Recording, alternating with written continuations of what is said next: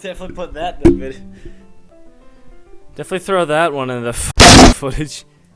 Like, I would have never thought that I spike my headset.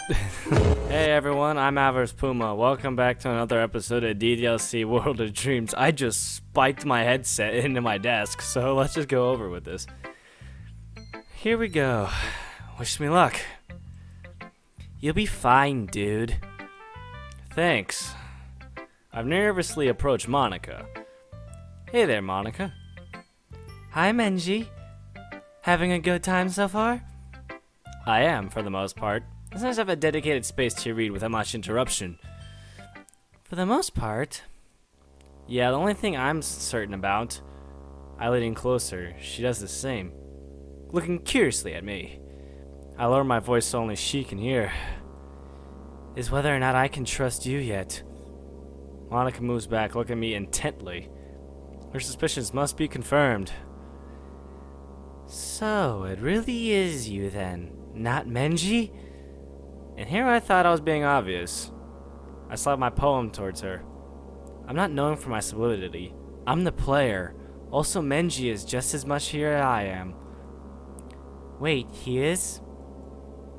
We'll discuss it later. Are you free after the club meeting is over? I am. Good. Come by Menji's place later tonight where we can talk. Just be careful. I don't want Sayori seeing. Alright then. She takes my poem and begins reading it. Whoa.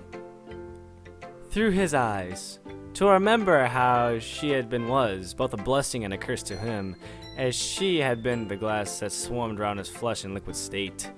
The sidewalks flooded with mobs of businessmen about their day, ignoring others' eyes all downcast as they flowed over smooth gray stone. Among the empty-minded folk, the man did stroll, small pack in hand. A lifeless gray building would mark the terminus of his journey. He clambered into a small car, and soon he joined the slithering swarm of vibrant steel as they all crawled towards the quickly setting sun. The sun had gone behind the clouds the moment he escaped the metal prison which held him for eternity, or so it seemed. And so he found himself aloft a branch which looked over a glade, the putrid smell of smog and smoke cleansed by a petal rose breeze. As he stayed amongst the green, imagination overlaid the empty fields of golden hue, replaced with men of iron and steel. He fancied the sounds of battle and imagined storms that filled the sky, the sounds of dying men which cloaked the whispers of a nearby brook. His hands alit behind his ears and eyes that attempt to blind the vicious sights which invaded his evening dreams. The gesture was in vain as he cried out to the branch. He slipped and fell, impacting hard the saturated earth beside the tree. The nightmare ended. There he lay, his heavy breathing all he heard.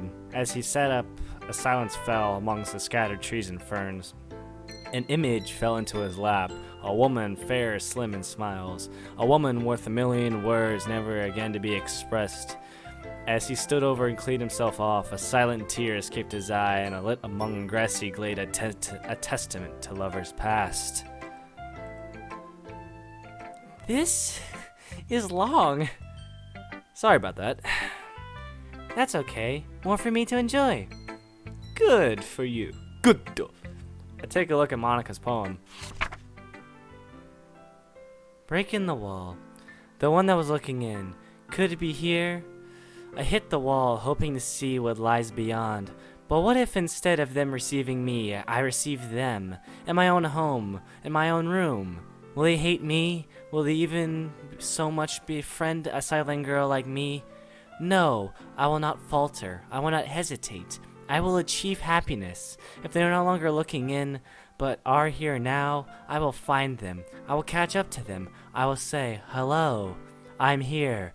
Please see me. What the fuck? This poem isn't the poem I remember. Verse? You okay?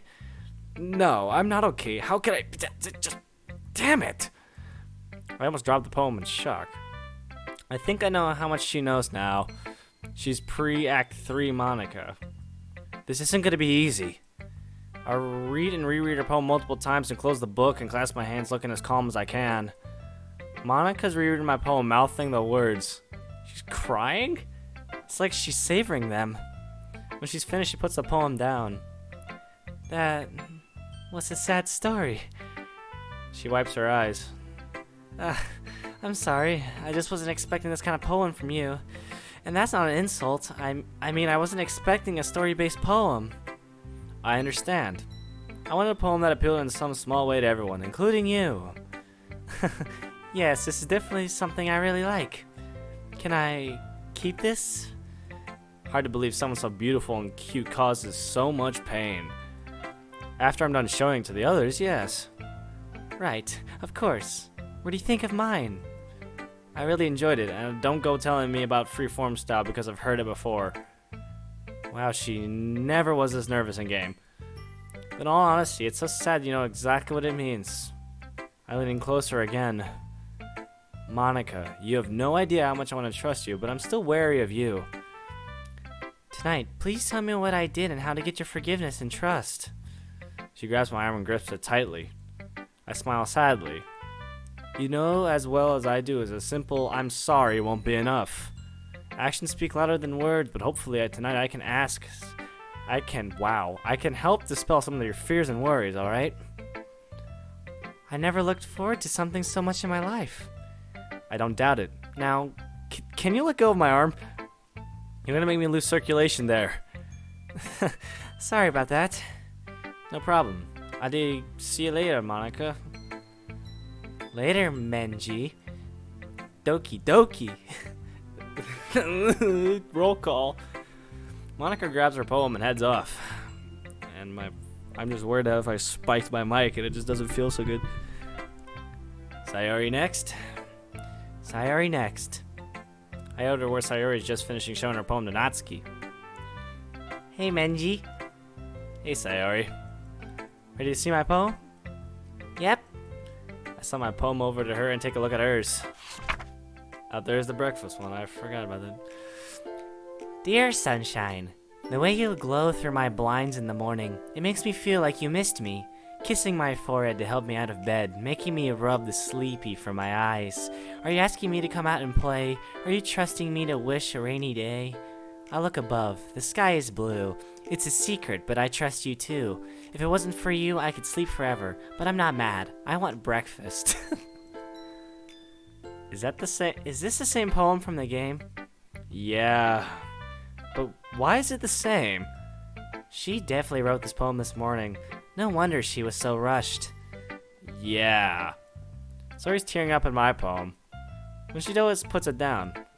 This poem, it's unlike you to write something so sad. Is it that bad? No, not at all. I just wasn't expecting this. It's good. Shame it isn't my poem. We'll write 2 poems tonight. You sure? I'm sure.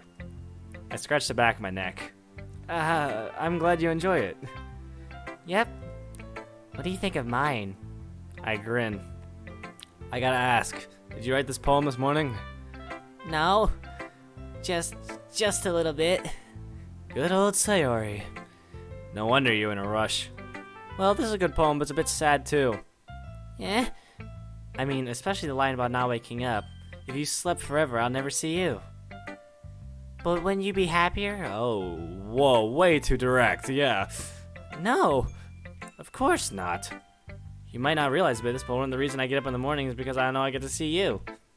Even lately, it's from a distance. Like I said, you're my bestest friend in this whole wide world. That's a friend zone if I ever seen one. If you were sleeping forever, the world would be a lot grayer. No one can replace you. Trust me, just like you say in the poem. I trust you. Good. Keep up the good work. Your poem today was great. Thanks, Menji. But be ready for tomorrow. I'm gonna write the best poem ever. I look forward to it. The last line's up to you. I made sunny side up eggs on toast. Were they good? Yep. Good. Can I have my shit back? Sorry. We exchange poems again. She gets hers back and I get mine. Thanks, Menji. Anytime. I look over and see Yuri a little ways off, looking at me nervously, her poem held up to cover her face. I approach her next. Hi, Menji. Hey, Yuri. I forgot to ask earlier, but are you doing much better? A bit, yeah. Thank you for helping me. Like I said, you're a fellow club member. I won't stand to have my club members and my friends being harassed. Or as my dad says, harassed. So, are you ready to share poems? It's embarrassing, but yes. I take her poem and look it over, reading it for Menji's sake. A ghost under the light. The tendrils of my hair illuminate beneath the amber glow, bathing. It must be this one, the last remaining streetlight to have withstood the test of time, the last yet to be replaced by the sickening blue-green hue of the future. I bathe, calm, breathing air from the present, but living in the past. The light flickers. I flicker back. Yuri's looking over my poem. This is amazing. It is? Did I say that out loud? Yes, and thank you. Your poem is amazing too. Although for mine, I would admit it was the one I wrote a while ago and just tightened it up for today. He's gonna hate me. Yuri. Take your time. Yuri takes a deep breath, a minute to collect her thoughts. So, what kind of writing experience do you have, if you don't mind me asking? Not much, I'm afraid. I've written a few poems in the past, but this was just for fun. Total lie. I've written a lot more, but I'm still playing Menji, so I've got to make up sound believable for Mr. Bland. This is the first time I've ever shown my poems, so it's a bit embarrassing. But I'm looking forward to the feedback. Yuri puts the poem down. Well, first of all, the story you weave into the poem is exceptional. Your use of unusual words to describe mundane things is pretty impressive. Like here. She points to the second stanza. Flooded and flowed. Those words aren't usually associated with crowds, but it makes them stand out. That was my intention. Also, it's fitting that the crowd is described as mindless when he's one of them. Sometimes, someone in mourning would definitely feel like an act and mindless. Although I have to ask, why was the scene with soldiers in it? Well, that was probably because I want to include some fantasy elements. I didn't want to be a reason why he fell off a tree. Maybe he could have just slipped, but in that case, the conflict in his mind would have been brought out. I frown and consider. I didn't mean anything by it. Hey, keep going, this is helpful. Helping? Jesus Christ, I'm substituting words. Well, Yuri takes another deep breath. I really enjoy the use of the word slithering. It's a remarkable way to describe traffic. I think so too. You say that you wrote this years ago?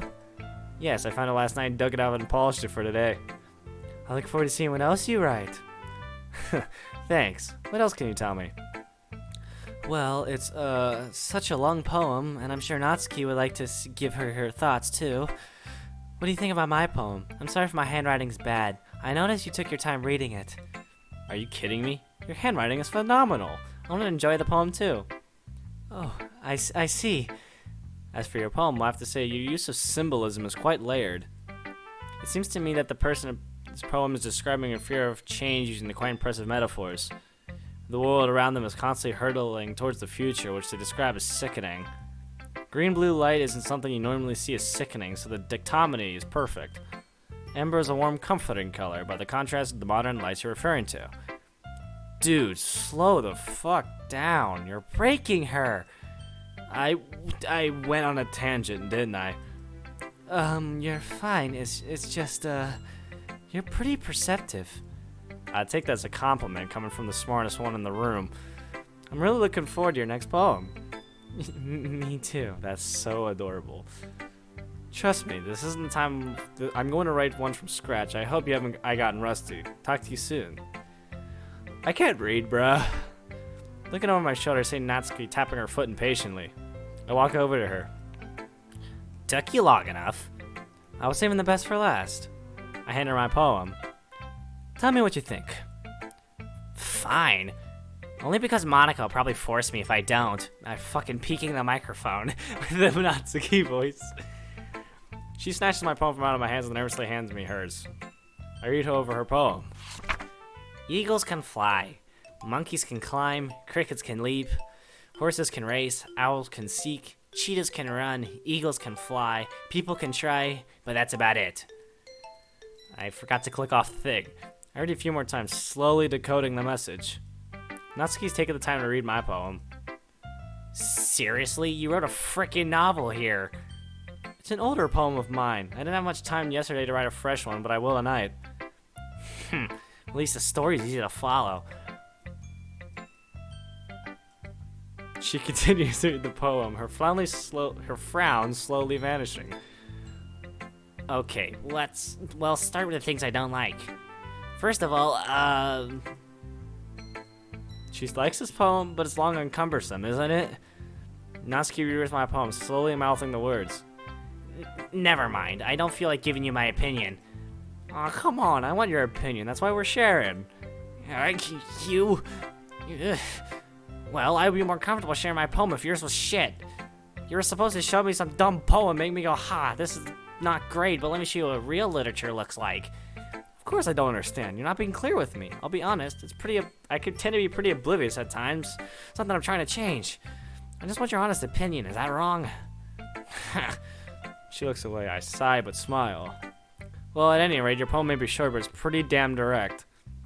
I like how you semi-rhyme scheme to emphasize, read the goddamn words, your point, but only for a line to fall flat, symbolizing how we could try, but we don't always succeed.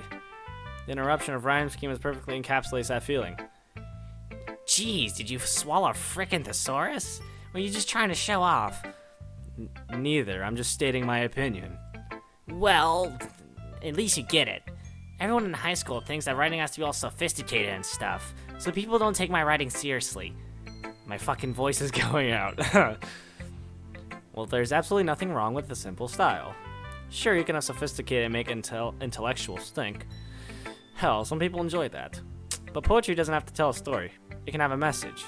The poem's message is one that's easy to comprehend and hits you hard, like, very hard. I mean, damn. Exactly. Seeing everyone around you do great things can be really disheartening, so I decided to write about it. You really feel that way? Muramoto-san, you're incredibly talented. I turned British. I'm sure you know this, but there's no point in comparing yourself to others. If someone's good at it, say piano, say you're not, that's fine. You're probably better at baking than anyone in this entire school anyway. That's what it means to be a pro. I'm glad that you learned something. I learned a lot today. I hand her her poem back and she gives me mine. My fucking voice. Well, that's everyone. That's all there. I watched Natsuki go over to Yuri. Monica and Sayori just finished their poetry exchange and are putting their poems away. I head over to them. Hey, you two. Ah, hello again, Menji. Hi. All done over here? Yep, we were just showing each other our poems. Sweet. Hey, a verse? Yeah, what's up? Think you can ask how these two met? After what you told me about Monica, I'm a bit concerned. Huh, fair point. It wasn't ever mentioned in the game, but it was implied that Monica and Sayori were best friends at this point. I found myself wondering how they became best friends too. Hey, I got a question for you two. Yes? How'd you two meet? Let me tell it. Sure thing, Sayori. We actually met a month ago. I was gonna book for a class and saw Monica sitting at a desk. Fucking voice is going out and the screen fades to black. Oh, this is from Relapse. I think I heard this first in Relapse, that music. Sorry I didn't record that, I was just playing my own mods. I was in the library after school about a month ago. Akimoto-sensei wanted a book for her class in the day after, but she had no time to get it, so I volunteered. Where's that book? Sensei said it was somewhere. I was looking around, and I saw Monica sitting at the librarian's desk.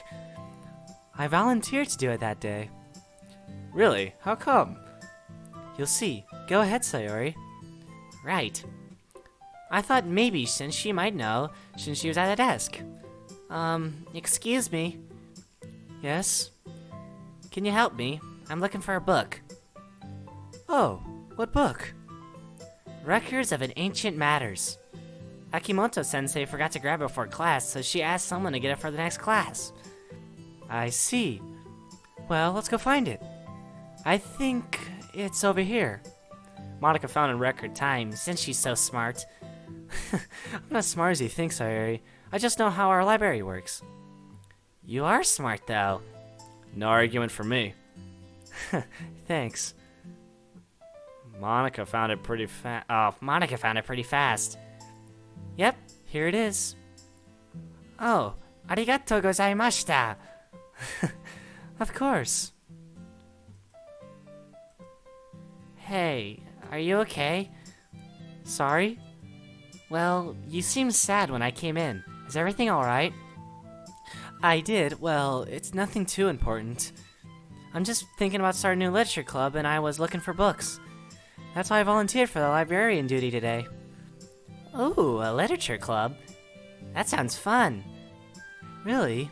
You think so? Yeah, it's be a fun experience. I'm Fujiwaka Sayori from class 3B, by the way. It's nice to meet you. Nice to meet you, Fujiko-san. I'm Asano Monica from class 3D. Ooh, you're Asano-san. Yeah, yes, that's me. Don't believe the rumors. Oh, don't worry, I don't listen to rumors. Rumors are dumb. Agreed. Actually, I think I've heard you too. You have? Yep, I could use a vice president who's good with people as you are. Do you want to join me? Really? Me? Why though? I heard how you diffused the situation between those two girls in the hall the other day. That was nothing. No, it really wasn't. I don't think I've been able to stop them, and I used to be in the debate club. Used to? Yeah, I quit. The politics in the club was tearing the club apart. I want to make something that I enjoy and others can too. I see. I'd like to be your vice president. Oh, and you can call me Sayori. That's what my friend calls me. Well, in that case, you can call me Monica. Now then, let's see about forming that club. Yay, let's go. And then we left to find out each other how to register our club. Isn't that a wholesome story? Oh wow, that's pretty cool. How'd you get Natsu Kid Yori? Well, that came out of nowhere. Maybe you're just jealous that Menji appreciates my advice more than he appreciated yours. Oh shit, the fight. I completely forgot about it. I look over at the two girls who both stood up and now facing each other.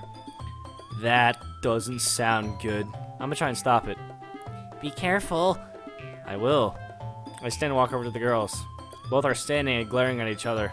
Before I can get a word, Natsuki shouts at Yuri. Ha! And how do you know he didn't appreciate my advice more? Are you that full of yourself? Fucking peeking the microphone again, Cole. You really need to stop that verse. No, that's not true at all. What the hell? That wasn't in the game. Well, that was, but Yuri wasn't upset. She was supposed to be nervous. Defensive. Well, if I was, I would deliberately go out of my way and everything over cutesy like you. Oh my god, she looks pissed. What the hell's going on? Well, you know what? I wasn't the one whose boobs magically grew a size bigger as the newbie started showing up. My boobs have nothing to do with this. Oh, my fucking voice went huge. Suddenly, both girls started turning me. What's going on over here? Menji, she's trying to make me look bad. That's not true. She started it. If she could get over herself and learn to appreciate the simple writing is more effective, then this wouldn't have happened in the first place. What's the point of making your poems over convoluted for a reason? The meaning should just jump out the read, not forced to have them figure it out. Help me explain to her, newbie. Wait, there's a reason why I have so many deep and expressive words in our language. It's the only way to convey complex feelings the most effectively. Avoiding them is not necessarily eliminating yourself, but it's also a waste. You understand that, right, Menji? I bring my fist up and slamming into the desk, starting everyone. Hey, I'll do it myself too. Enough! I peeked the microphone. I look at them both. What the hell is wrong with you two? She started it. That's not the point. You should have been the more mature one instead of acting like a child. Monica? Yes? Wrong voice. Monica looked shocked. Sorry, started this exchange. Jaw dropped. You were in the debate club last year. However, I had a home attack. It's a debate strategy where the person that attacked in debate instead of the idea. The moment you two began attacking each other personally, your argument became petty and childish. Honestly, you're both high schoolers. You should be better than this. Yuri looks away and looks like she's about to cry, and Natsuki looks in the opposite direction, face red with unreadable emotion. Damn, I feel bad. I breathe in a bit. Hey guys, I'm sorry for blowing up. That wasn't my intention. But please understand, both styles are equally as valid. Besides, I like both your poems. Muramoto-san, yours must have been simpler, but I really felt the message of the helplessness behind it. It was impactful. And Yuri, yours was so layered and interpreted in many different ways for many different readers, a very effective strategy. Tell you what, why don't you both try and think of at least one thing you liked about the poems? Yuri, tell me one thing you liked about Muramoto-san's poem. The way the rhyme scheme drops at the end is really impactful. Muramoto-san, one thing you liked about Yuri's poem. The sadness I felt when the amber light was effective. There, that wasn't so fucking hard, was it? I'm guessing you two are polar opposites from when it comes to poetry and writing in general, but just because your styles of writing are different doesn't mean that you go attacking each other's personality. Friends respect each other's differences. Be honest, didn't you ladies learn one thing from each other today? Constructive, I mean. A few silent seconds pass and Yuri slowly nods her head. Natsuki sighs and nods as well. Good. I take a deep breath and look down. And speaking of honesty, another moment of truth. Oh no. I move so I can face everyone as best I can. Out of the corner of my eye, I can see Nanika subtly shaking her head pleadingly. I haven't been honest with everyone here. This is gonna sound insane, but I'm not Menji. The silence is palpable. Natsuki and Yuri's guilt-ridden faces now look more confused. This music is fucked. Sayuri's tilting her head with even more confusion, but it's Monica who stands out. She's looking to the side, very sadly. I'm putting more expression on this, because honestly, this is depression fuel right here. My heart is beating faster than a jackhammer. Menji, is this one of your Chibi no Ho games again? No, Sayuri. I'm serious here. I turn to Yuri. Yuri, do you know what DID stands for? It's DID. Wait, you're another personality? That's as good as explanation as any. What is it, Yuri? It's more commonly known as multiple personality disorder. It's when caused when someone undergoes a traumatic event in their life. Their thoughts get so disjointed, they literally dissociate themselves from a traumatic and stressful situation. Sometimes this can manifest in appearance of a new personality. That's the closest thing to an example I can come up for what's happening to me and Menji right now. If we went to a doctor, I'm sure they'd be calling this the Menji disorder. The name of the person currently in charge of Menji's body right now isn't him. It's actually a personality called Averse Retsyok, aka me. Where's Menji now then? He's still here. I can hear him whenever he speaks to me. We had decent conversations for the past few days. I look over Sayuri. My expression is placid as also as serious as I can make it. Sayuri, listen. That Sunday, it was me who was in control, not Menji. But before you say anything, he was helping me the entire way. He told me about the cafe we went to. He showed me the way to the park. He helped me when we were racing on those games in the arcade. I'll understand if you hate me now, but I couldn't keep lying to everyone. Hold on, you're serious? So all this time we've been talking to Menji, but some alternate personality? Yeah, that's pretty much explanation. I've got memories of a past life before ending up here. Menji, please tell me you're lying. It's a joke, right? Oh god, this hurts to see her like this, but I can't back down. Just tell her I was kidding, please. I can't stand to see her like this. I feel Menji struggling to take it chill harder than ever before. Me neither, but this needs to come out. I'll look at Sayuri again. I'm sorry, Sayuri, but it's the truth. Don't worry, Menji's still here. Oh my god, her eyes went dead. Oh no. If what you're saying is true, why didn't you say anything? I silently looked down at the desk. I was scared and felt so out of place. When I woke up in a strange house, I should have been kidnapped. But after Menji's consciousness woke up, we soon figured out what was going on. Why did you take me out on that Sunday then? Yes, I got a glimpse of Menji's memories and saw how he regretted distancing himself from you. So I decided to try to help him. It was the least I could do. We both want to try and let Menji take control again, but we haven't had the time. Please, I know this sounds bizarre, but it's more than bizarre. It's insane. You expect us to believe you're not Sayuri's childhood friend that she's been boasting about for weeks like that. And to top it off, you're making Sayuri cry. If it was a joke, I've been able to forgive you, but making Sayuri cry, inexcusable. Ow, that fucking hurt. You're a monster. I'm not surprised Matsuki's pissed. I hold my hand to my cheek. I know. If you don't want me in the club anymore, I'll be more than willing to leave the club. Hell, I'll have to be transferred to a new school. Transfer? Yes, transfer. Get over and grab Menji's bag. Wait, can I talk to you in private? Monica, you believe this bastard? We'll be back. Whoa, bro. Shit. She takes my hand and moves me out into the hallway. Oh my fucking god, that's not good. That's not good. Well, I'm gonna leave that one there, everyone. Sorry to burst your bubble on that one, but I have to leave that there. So everybody, my name's been Avarice Puma. Tune in next time for another episode of a freaking bombshell. So stay safe, everyone.